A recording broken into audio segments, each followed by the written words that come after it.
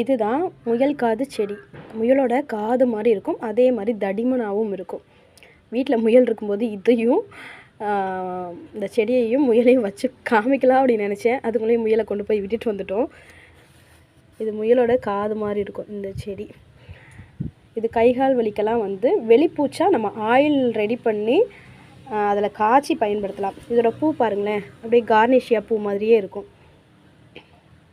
கார்னிஷியா பூ வந்து பச்சை கலரில் இருந்தால் எப்படி இருக்குங்க, அந்த மாதிரி இருக்குது. இதுலேயும் வந்து நிறைய மொட்டுக்கள் வச்சுருக்கு.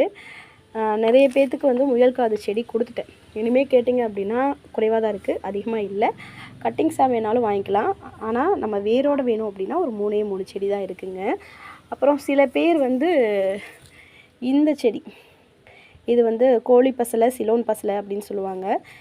இது வந்து கீரை. இந்த கீரையை வந்து ஃபோட்டோ எடுத்து இதுதான் முயல் காது செடியான்னு கேட்குறீங்க. இது வேறு, அது வேறு. இதோட பூவும் பாருங்கள் வேறு மாதிரி இருக்குங்களா.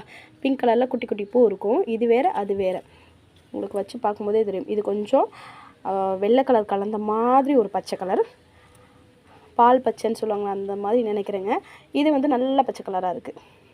அதனால் இது வேறு, அது வேறு. இது கீரை, இது உள்ளுக்கு எடுத்துக்கலாம். இது வந்து வெளிப்பூச்சுக்கு மட்டும்தான் பயன்படுத்த முடியும்.